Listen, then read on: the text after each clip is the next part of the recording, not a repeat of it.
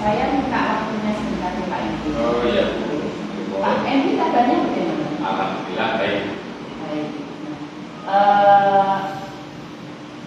Kalau saya minta bantuan Pak Endi, kali ini saya akan melakukan proses coaching dengan di salah satu guru di salah satu eksekusi ASN.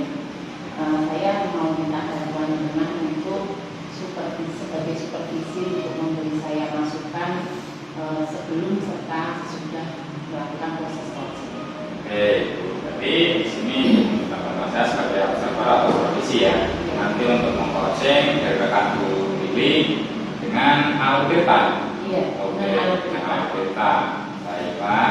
Nanti saat melakukan auditan itu akan memakai 4 kriteria ya, berarti ya. Iya. Kurang baik, cukup baik, terus baik dan sangat baik. Itu yang saya gunakan untuk kegiatan coaching nanti. Nah, dan itu nanti yang harus Ibu Lili kembangkan. Iya Pak. Jadi yang nanti Bu Lili kembangkan seperti halnya adalah kompetensi yang akan saya kembangkan saat proses coaching adalah seperti mendengar aktif, kemudian memberikan pertanyaan yang betul pada coaching, kemudian kehadiran secara penuh saat proses coaching Pak. Oke, nah dari ketiga kompetensi tadi, mana yang akan kompetensi Ibu terapkan atau tekankan pada saat kegiatan coaching? Yang mungkin saya akan spesifik tekankan adalah memberikan pertanyaan yang berbobot pada coaching Pak, dan saya juga bisa membantu atau mendorong coaching untuk menemukan solusi dari permasalahan. Oke, Bu, tadi sudah saya catat untuk mengetahui Ibu Lili mencapai yang Pak harapkan nanti kalau pengembangan kompetensinya nanti. Kapan akan melaksanakan coachingnya nanti? Hari ini Pak. Hari ini. Jadi nanti saya akan menyampaikan ketercapaian dari Bu Lili dalam melakukan coaching hari ini ya. Iya. Terima kasih ya Pak Endi ya. Ya, sama-sama Ibu. Assalamualaikum Bu Lili. Salam Bu Lili. Apa kabarnya? Alhamdulillah baik Bu Lili. Alhamdulillah. Maaf Bu, ini saya kesini mau apa itu? Konsultasi. Iya, mau konsultasi. Oh iya. Bisa meluangkan waktunya ya Bu ya. Insya Allah Bu Lili saya punya waktu sekitar 20 menit lah untuk kita melakukan konsultasi. Iya. Ini Bu. Kan saya ada di kelas 3 tahun ini.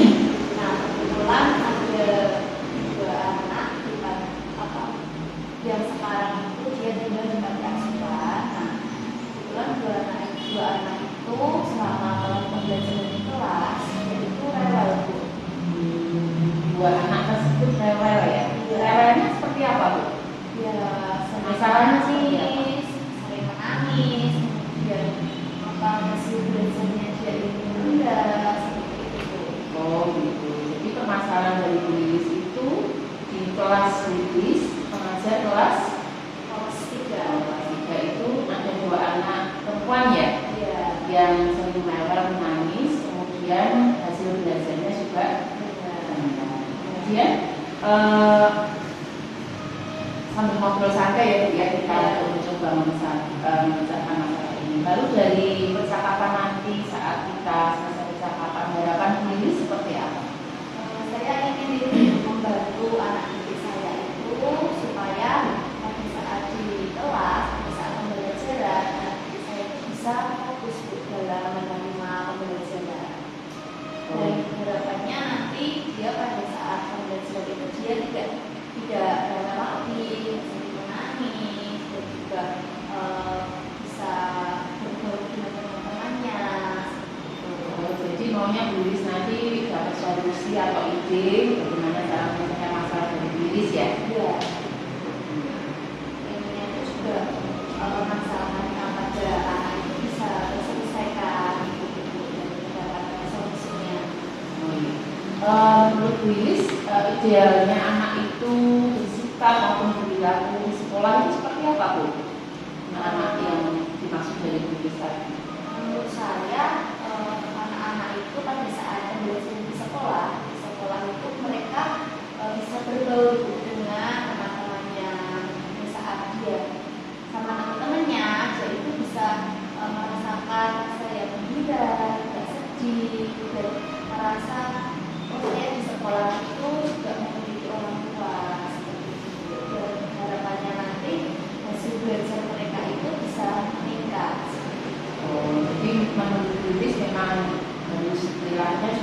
Iya, ya maksudnya ceria, ya tidak rewel juga ya gitu ya.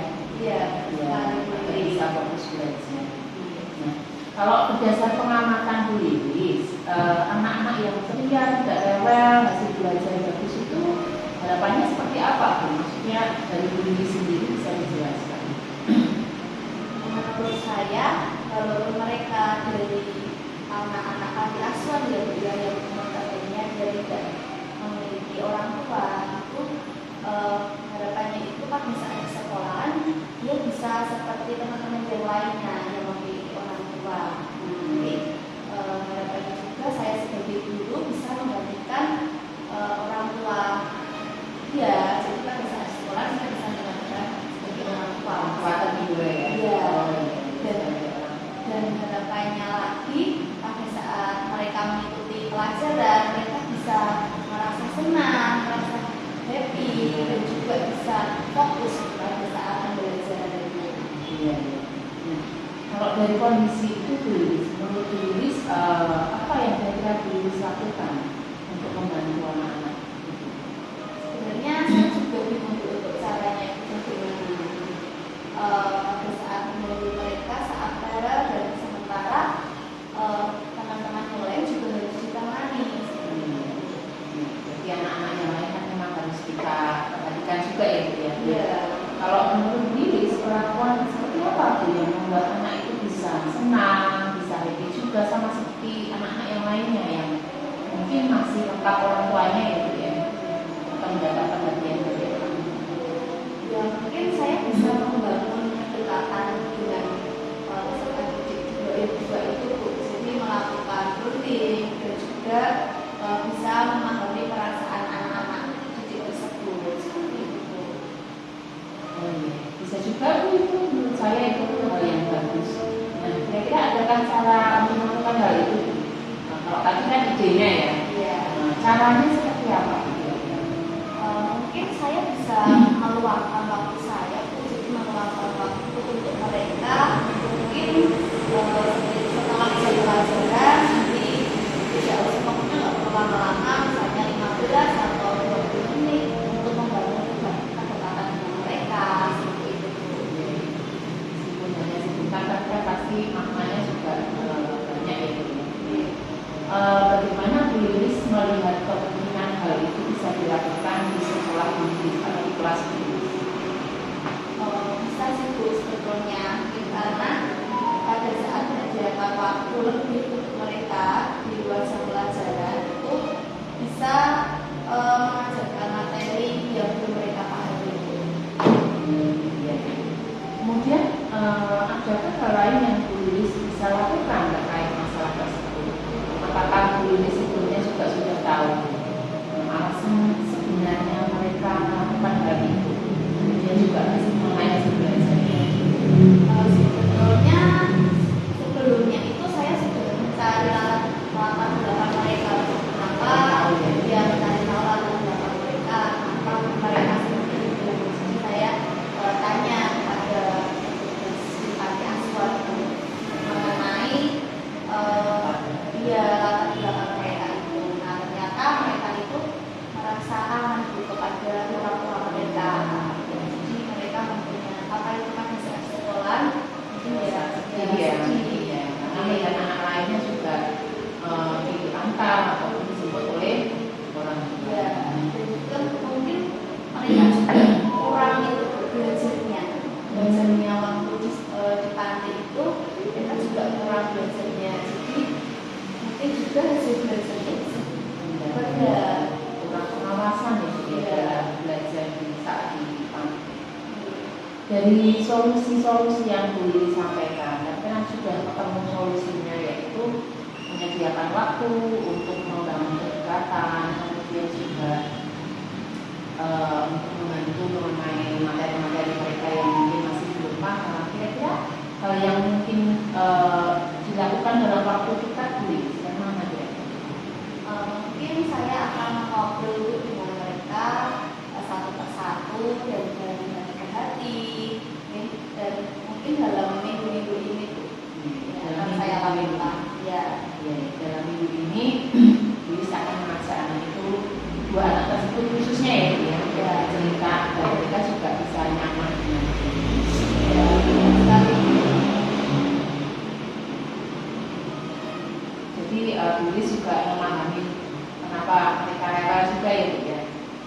Kira-kira adakah hal lain Bu untuk mengatasi masalah mengenai hasil belajarnya?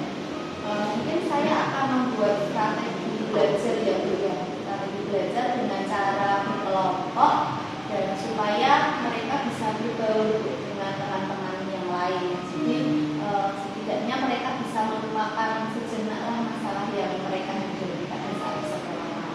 Jadi belajarnya dengan kelompok sehingga mereka bisa berbaur dengan anak-anak lainnya ya. Iya. Bagus juga idenya Bu, dengan anak-anak itu banyak belajar berkelompok, itu akan membangun kedekatan dengan teman-temannya. Kalau untuk hasil belajar di bawah rata-rata menurut Bu Lilis, adakah solusi yang lebih efektif untuk dilakukan? Mungkin saya akan menyediakan waktu setelah jam pelajaran sekitar 20 menit itu untuk menambah materi yang belum mereka pahami. Jadi akan mengulang lagi materi-materi yang belum mereka pahami. Menurut saya efektif karena itu memang khusus anak-anak yang memang belum paham ya. Jadi mereka juga lebih fokus untuk mendengarkan diri saat belajar. Kemudian solusinya sudah bagus. Dengan cara itu saya rasa Bu akan sangat membantu anak itu dalam meningkatkan hasil belajarnya. Bagaimana dengan hubungan Bu dengan wali dari anak-anak tersebut? Pasti mereka juga punya wali meskipun bukan orang tua langsung ya Bu.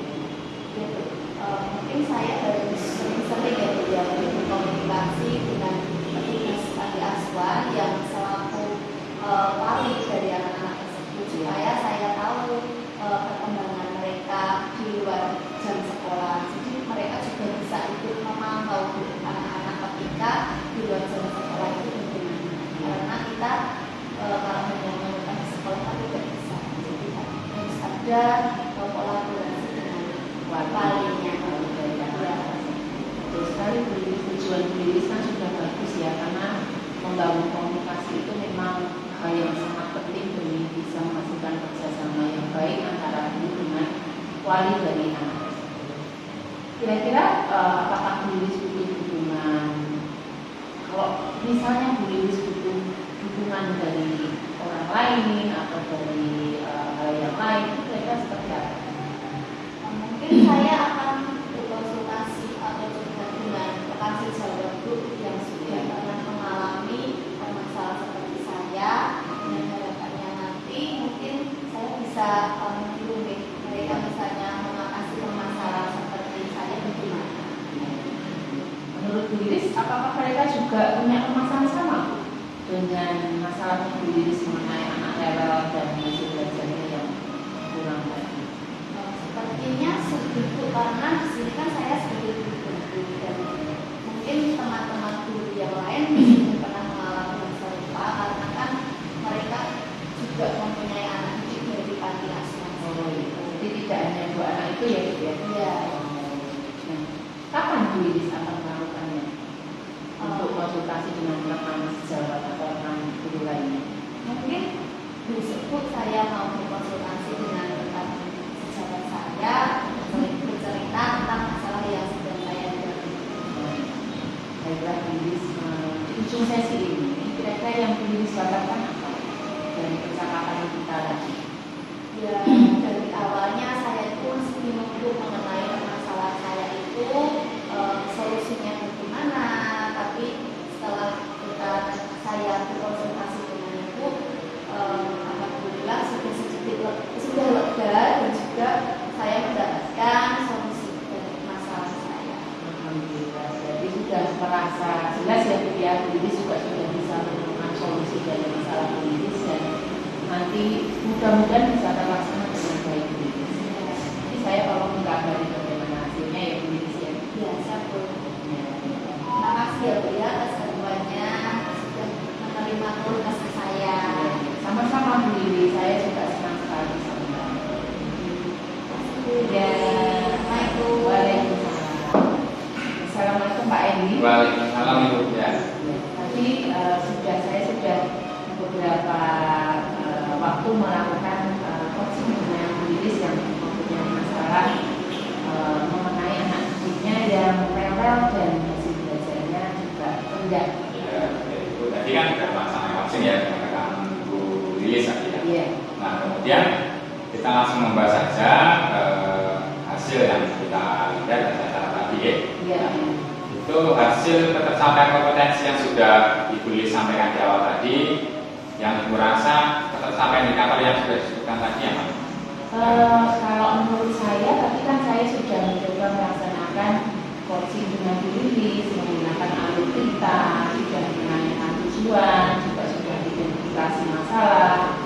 Kemudian Bu Lilis juga sudah menentukan rencana aksi serta tanggung jawab. Menurut saya, hal yang sudah saya lakukan tadi sudah cukup baik ya Pak. Ya, ya alhamdulillah kalau saya melihat dari kegiatan yang Ibu coaching lakukan tadi sudah bagus ya. Nah mungkin kedepannya nanti Ibu bisa menambah lagi pengetahuan lagi untuk dapat menggali atau memberikan sebuah pertanyaan yang lebih dapat memberikan solusi kepada rekan yang lain. Nah untuk selanjutnya langkah-langkah Bu pilih untuk mengembangkan kompetensi memberikan pertanyaan berbuat tadi, apa yang bisa Ibu rencanakan ke depannya nanti? Ke depan saya juga ingin mengembangkan mengenai apa ya Pak ya, proses alur cerita ini saya ingin mempraktekkan lebih banyak lagi Pak dalam penerapan coaching, proses coaching menggunakan alur cerita ini agar saya juga lebih lancar, lebih paham, juga bisa membantu guru ataupun rekan saya yang lainnya. Oke, ya bagus sudah seperti itu ya. Nah, kemudian untuk rencana dari kegiatan yang Ibu tadi rencanakan akan kapan sih? Mudah-mudahan dalam waktu dekat akan saya lakukan Pak. Oke, alhamdulillah semoga nanti kedepannya Ibu dapat mengembangkan lagi progres-progres yang